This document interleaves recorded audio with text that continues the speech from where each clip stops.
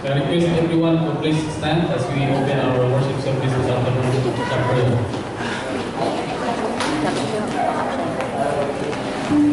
Let's pray. Panginoon, salamat sa hapon ito. Salamat Lord, once again kami ay nandito, Panginoon. Worship you, praise your name. Salamat Panginoon sa pag-iingat mo sa nagdaang araw. The past week, nakiligatan mo kami sa aming mga trabaho, Panginoon. Salamat, Panginoon. Alam mo kami dito ng pray sa pagsamahan namin na maraming ko lang, Panginoon. Kaya po yung sila dito ng Lord, kasama ito sa Lord, for the rest of this afternoon, Panginoon, we offer you our voices, singing praises to you. Lakas na pagpulit para sa iyo lang, Panginoon. Sa bawat isa nandito, Panginoon, I pray. Complete mo po sila, Panginoon. The day before, you praise their affliction. Sa paglabas namin sa lugar na ito, we will be the kind of person that you want to see. Salamat sa bawat isa, pati sa aming mga bisita, Panginoon, at inala mo po dito, Panginoon. We pray that you find this church, that you find you, he will find you in this church. Be our guest. Be in the midst of us. In Jesus' name. Amen.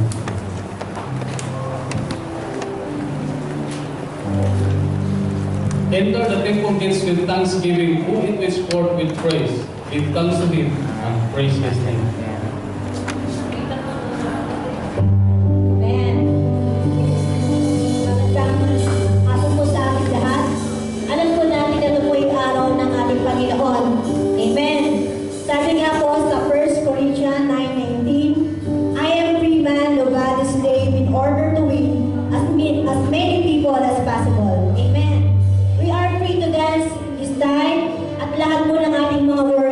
Pagkatiwala po natin sa Panginoon. Amen.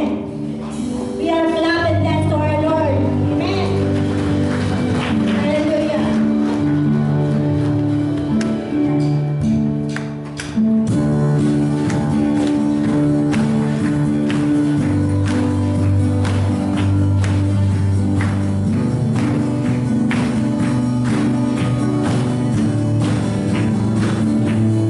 I am free to run.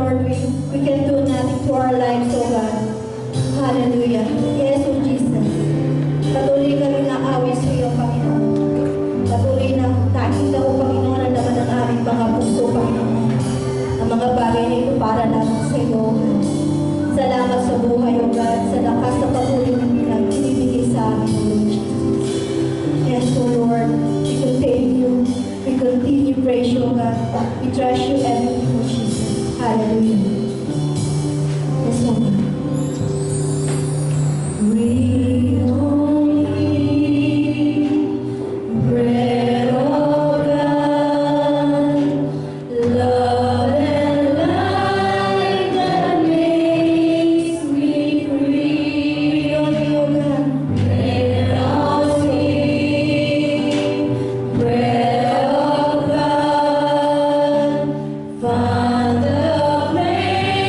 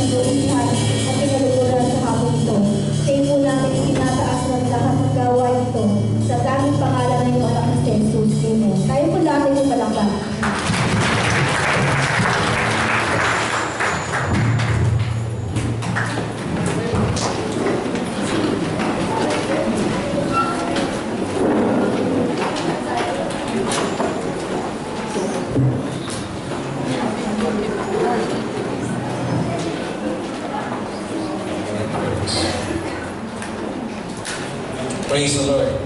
Magandang hapon po sa ating lahat.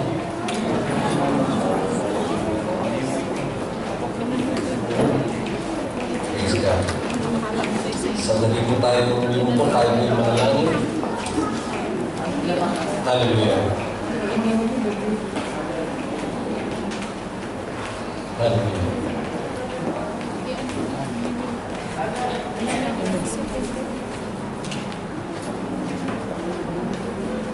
We worship you, God, our holy and living God.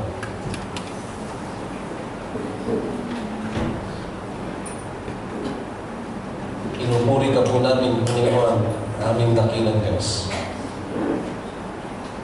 And we thank you that this afternoon you have given us a wonderful opportunity once more to just commune with you in spirit and in truth, be able to worship the Lord with all our being. And it's always a joy, a privilege for us, O God, to come together as a family, as your church, exalting your name, knowing, Lord, that as we honor you and praise you, you allow us again to enter your sanctuary and experience your touch, your embrace, allowing your spirit to just fill our whole being with your presence. That's why we are always excited, O God.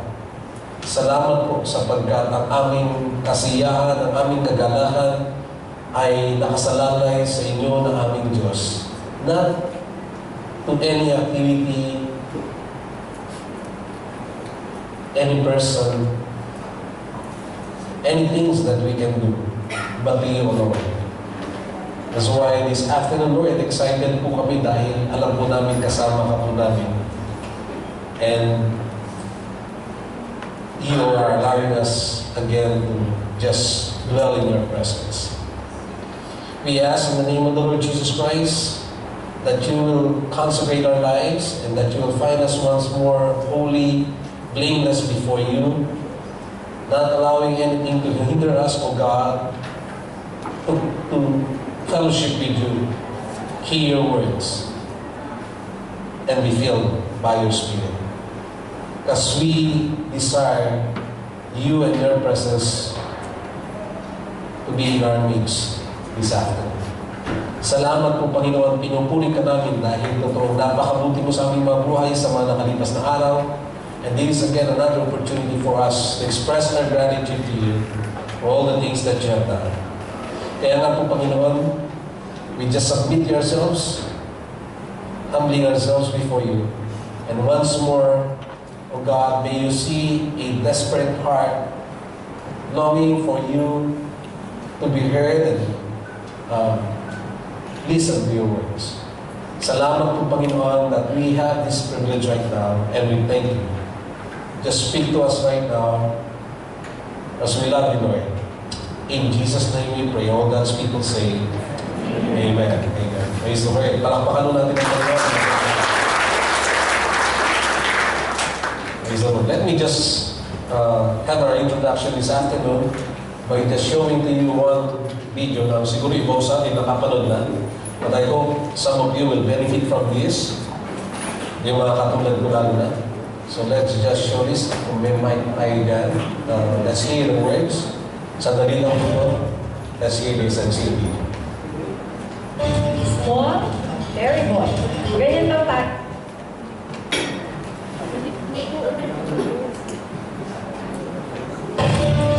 Small, very boy.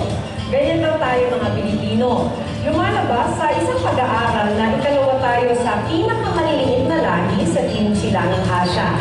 Pero kapos man sa height, nag-uumapaw naman daw tayo sa galing, kumpiyansa at talento. Sila'y Alvis on assignment.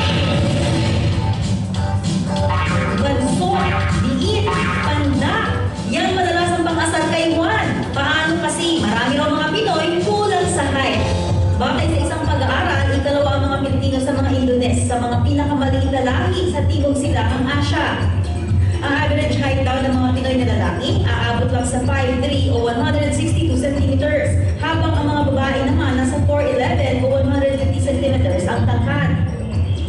Pero sabi nga nila, di bali ng maliit, basta may maibubuga.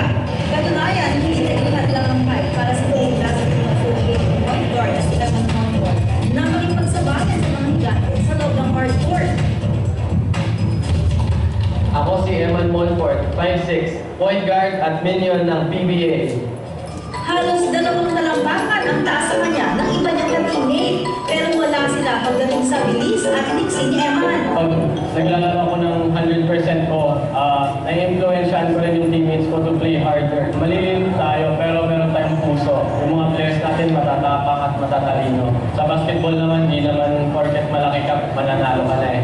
At kahit mga pinsay na pagdidiskitahan at naging sentro ng kulitan at tawanan, hindi ba mga kamiyembro niya sa kanyang husay sa pagbabasketball. Eman has such an amazing just vision on the court. His ability to get to a spot quickly. He really knows how to play. He's small, but he's really quick. I'm Aryan, 4'11", petite model. Di man nabibigayaan sa height, nag-uumapaw din sa talento at ganda ang petite model na si Aryan. Parang sa akin, it's how you carry yourself. Parang it's how you play in front of the camera. Parang it's not about the height. Sabi nga ng fashion photographer na si Ali, it's all about the angle. You just have to believe in yourself. And then, you don't have to compare yourself from anyone else. And then, huwag kang maingat kapag may mga casting na huwag kang may-intimidate. Sa halip na mataas ang angulo ng camera, kinukuha ng model sa mababang angulo para bumaba ang mga binti nito. Kung may partner naman daw na medyo may katangkaran, dapat may leveling kung saan mas malapit sa camera ang petite model. At syempre, huwag gagamit ng malalaking props. Pwede rin daw madaya ang height sa pananamit, magsuot ng v-neck o ipares ito sa palda o shorts na mataas sa tuhod. Dapat din magsuot ng heels o pointed shoes para makadagdag ng height. At syempre, may payo rin ng mga taga-FNRI. Huwag kalimutan kumain ng mga prutas, gulay, gatas, dairy products, at beans na mataas ang protina. May role po ang bawat nutrients. So, sapat ang energy, sapat ang protein, sapat ang vitamins, and minerals para ma-reach mo yung full growth potential. Patunay sina Eman at Aryan na sa laro ng buhay, height doesn't matter. Kulang na sa tangkad ng lahing Pilipino, tinitingala pa rin dahil sa ang hininungaling, kumpiyansa at talento. Kung paano mo nakita yung sarili mo, ganun din makikita ng ibang tao eh. Kung may pangarap ka, kailangan mong magtiyaga. The Alvis Jenny News. Praise the Lord. May nakuha ba tayong tip doon? Lalo na huli sa mga kulang sa height. Again, the standard daw po ng height ng mga Pilipino, the average is 5'3". May 0.7 pa. Dahil doon sa 0.7, hindi po ako umabot. Pero, I've shown that video to you to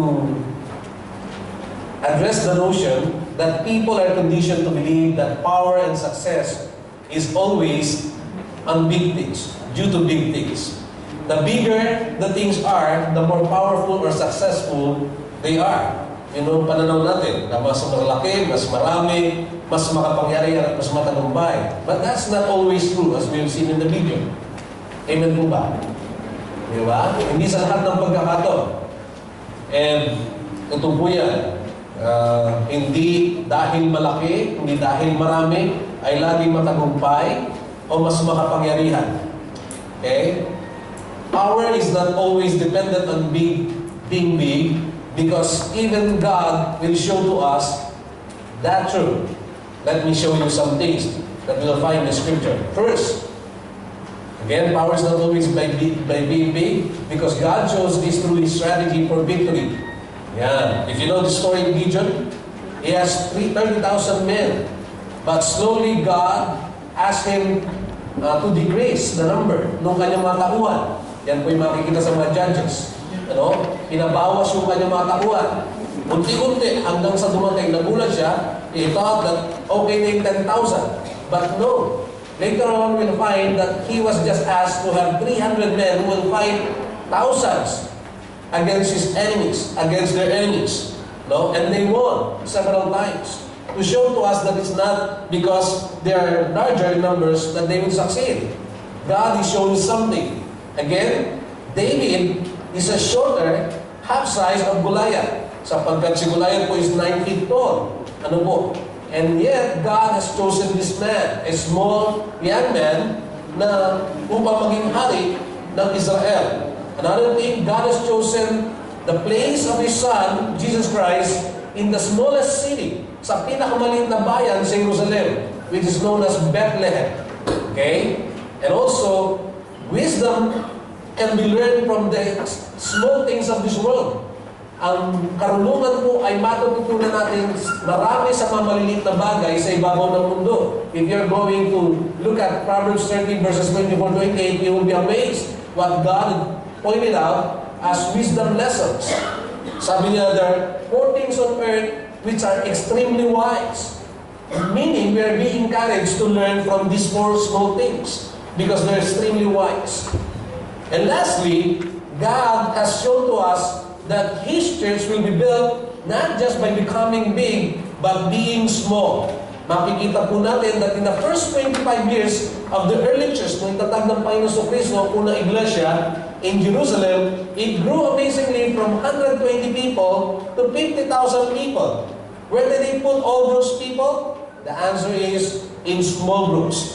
In Acts 5:24, will summarize to us what happened or transpired in this passage. That says, they met day after day in the temple courts and from house to house. Yes, meron po silang gathering na katulad dito ng ating pananambahan, but daily, they were gathering in their houses as small groups in their homes. This is the reason, and this is the secret, how the disciples and the apostles was able to maintain a large number of members in the church, in the early church. Why? Because of their small groups. That's why this afternoon we'll be talking about the power of small groups. Last Friday, we had our celebration, our 28th anniversary, and we had a big number of people who came to celebrate with us. But again, let me tell you that the secret of growing and successful growing of church is not just dependent on the large gathering. Many times, it is through the small groups. At ito po ating pag-usapan, and I entitled God's message this afternoon, it's growing big by being small. Growing big by being small. Can we say it all together? Growing big by being small. Let's open our Bible in Acts chapter 2, verse 42 to 47. And these are passage, tumayo po tayong lahat bilang paggalang sa kanilang Diyos as we read His Word. Acts chapter 2, verses 42 to 47. This is a very familiar passage. I'll be reading the first verse and you will read until we read it all together the last verse of our passage this afternoon. Acts chapter 2, verses 42 to 47. It says, they devoted themselves to the apostles' teaching and to the fellowship, to the breaking of bread and to prayer.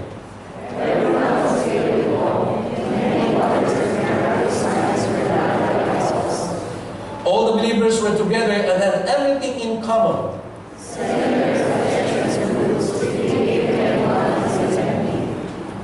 Every day they continued to meet together in the temple courts. They broke bread in their homes and ate together with glad and sincere hearts, all together, praising God and enjoying the favor of all the people. And the Lord added to their number daily those who were being saved. Praise the Lord. Makapupo tayong lahat. Please visit it. So we take note of the verse that says, the Lord added to their number daily those who are being saved. So what's so powerful about small groups? Ano ho ang nagbibigay ng kapangyarihan para sa small group? O bakit naging makapangyarihan small groups? Let me give us 3 ideas that will encourage us the importance of small groups. First, small groups is a powerful to grow spiritually. It is a powerful way to grow us spiritually. Yan. Okay? Unang-una po sa lahat yan. Napakalaga po ng may maliit na pagtitipon sa ating mga tahanan. That's why ating pong church is not only gathering every Friday afternoon at 4 o'clock or 4:30 in the afternoon, but we have different small groups in our homes. Why? Because this is a very powerful way to grow us spiritually. The Word of God is an indispensable ingredient of spiritual growth. Ang salita po ng Diyos, mga magulang kapatid, ay isa sa pinakasusi sa paglago natin sa buhay spiritual. Without the Word of God, you will not grow. That's why some posted writings on a t-shirt says, if you want to know God, know your Bible. Know your Bible. Maraming taong gusto makilala ang Diyos, but they're not reading their Bibles. They're not reading the Scriptures. It's impossible for you to know God without reading the Bible, because He is introduced and made known by the Scripture, by the Bible. That's why you'll find in Acts chapter 2:42 kanina nung binasa po natin, that the disciples or the church members were actually devoted in the apostles' teaching. They were using the word devoted, meaning they were committed in studying the teachings of the Apostle Paul. Gusto niyo pong malaman na sekreto ng unang iglesia, paano po sila lumago sa kanilang buhay spiritual, bakit po sila dumami? Sapagkat ang bawat isa po sa kanila ay naglalaan ng panahon sa pag-aaral ng salita ng Diyos. They were committed in that. Now, in times, in so advanced world like ours right now, I've shown you last week that the advancement and the development of technology is so fast na parang bago ka pa huminga, may bago na naman mangyayari sa ating kalagayang teknolohiya. And yet, none of these things will be able to bring us in a life that is pleasing, a life that is peaceful. In fact, we found out that the more na mas bumilis ang advancement, the more na mas lalo na nagiging complicated ang buhay ng tao, nagiging stressful. Why? Kasi kung meron kang kabibili lang na cellphone, meron na naman bagong lalabas. Hindi na ba hindi ma-stress? Di ba? Nag-iisip ka na naman ng bibilhin. Hindi mo siya nakakatulong sa kapayapaan, unfortunately. Why? Because the secret of a meaningful life, of an abundant life, is in the Word of God. That's why you'll find the early church devoted themselves in the apostles' teaching, in studying the Word of God. Nagbigay mo sila ng panahon sa salita ng Diyos. And the small group gathering from house to house, which the early apostles and disciples did, were actually the best place in studying the Scripture, because it provided them two things. Una, it provided them enough time to study the Word of God, and in them studied the Word of God. Now, bakit po, Pastor, hindi ba mahalaga yung pananamang katulad? Mahalaga po ito, but this is only a time where you are being encouraged, because most of the time, the study that we're doing is designed for you to be encouraged as children of God through the Word of God. But you are not doing any examination by yourself, and group study, unlike in Bible studies or small groups. Okay. Alam niyo po ba na isang bibigyan ko sa inyo ng katotohanan, mga kapatid, na hindi may kakaila ng ibang reliyon katulad ng Iglesia ni Cristo, that when they go to their church, they are not bringing any Bibles with them. No? Nagtitiwala lang sila sa sinasabi ng kanilang ministro. And that's not what our church wants for members of this church. You know why?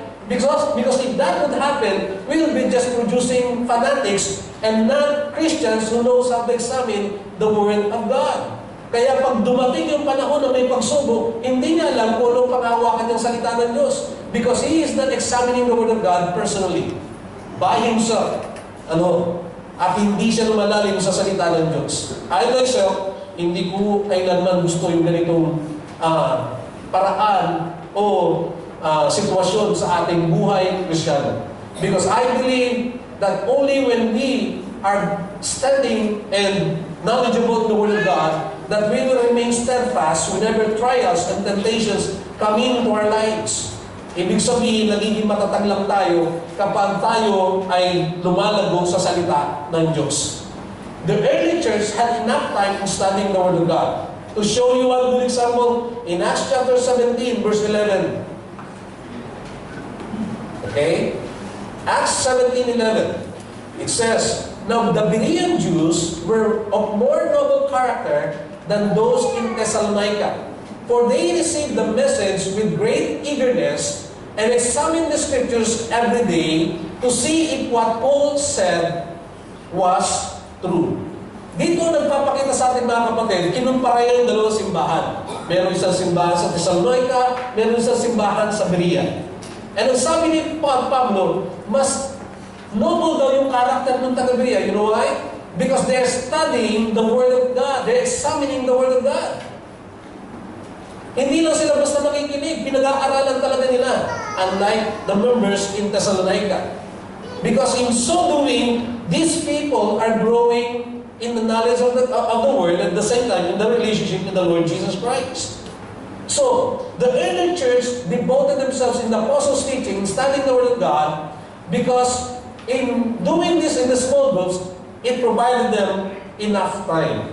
While in the worship service, you just are able to hear the Word of God as being an encouragement to us. Pero pagdating po sa ating mga small group, doon sa ating mga tahanan, you are given a chance to ask the questions, what you're learning, what you're trying to study, and this is very important. Ang findings po ng mga teachers, mga instructors, sabi nila, the more that a person is involved in the learning process, the better they learn. Pero pag ang tao nakikinig lang at hindi sila bahagi sa pagdidiscover ng katotohanan, they learn less, unlike those who are taking part in the discussion or examining the lessons thoroughly by themselves. Kaya nga po, pansinin niyo mga kapatid, even some of us may be asking, bakit ba tayo pinasusunod ni Pastor Robert sa mga salita, kadalasan kinakailangan sabihin mo sa katabi mo, kinakailangan sabihin natin itong salita na ito. Alam niyo po kung bakit? Because that is part of hastening the learning process. Bahagi po yan ng pagtuturo na kung saan mas napapabilis at mas lalong napapalalim. Dahil kapag kung nagte-take part, may part tayo doon sa ating pag-aaral, it is being immersed into you at lalong nagsisink in sa iyo. Unlike just hearing. Sabi ko, only itong sad part of learning. Only 20 to 30% is what